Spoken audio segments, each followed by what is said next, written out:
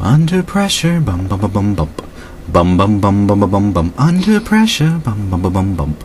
Bum bum bum bum bum bum bum. Dad, you okay over there? Huh? Oh, yeah, sorry. I was just getting myself psyched up for today's component. You know, Under Pressure by Queen. Yeah, okay. I wonder why I'm going slightly mad comes to mind. Sorry, what was that? Nothing. Today, we will be attaching the barometric pressure sensor to our Proto Shield.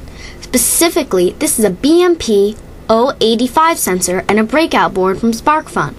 To get things kicked off, we first need to attach our 4-wire socket to the breakout board. Rainbow Dash has been primarily observing so far in this construction project, but she really wanted to take a more active role this time, so we tried letting her solder one of the joints. We decided that opposable thumbs really were a requirement. Sorry, Dash. Once we got the socket soldered onto the breakout board, we hooked it up to the Arduino and loaded up the sample sketch provided by builder.org, and that worked right out of the gate. Next, we needed to attach it to the Proto Shield.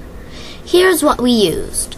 The Proto Shield, the pressure sensor mounted to its socket, several lengths of wire, 2 red ones for power, 1 yellow, and 1 orange for data, and a small amount of heat shrink tubing, in case we needed to repair damage to the wire casing.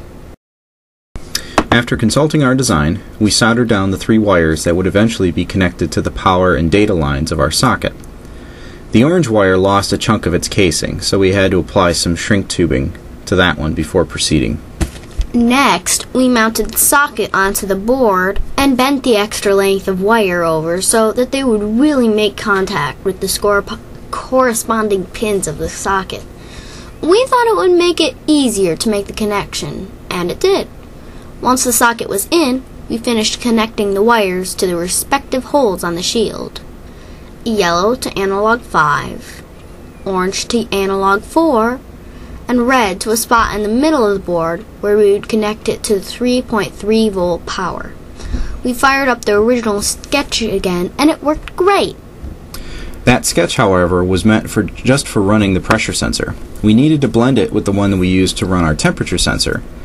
As I dug into the pressure sensor sketch, I found that there was actually a temperature sensor mounted to the pressure sensor breakout board, and the latter was actually capable of recording both temperature and pressure.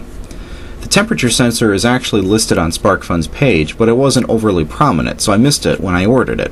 Oh well. I incorporated the pressure sensor sketch into what we had started with the temperature sketch. The resulting sketch can be found in the balloonsketch.zip file at tinyurl.com/markgilbertsource.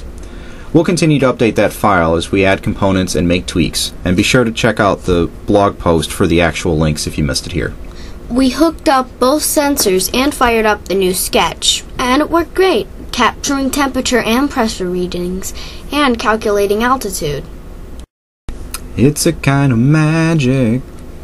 More Queen? Absolutely. Dad, don't try so hard. Oh, ha ha. We are the champions of pun, are we not? Yes, and it's a hard life. Anyway, the next component will be the data logger. See you next time!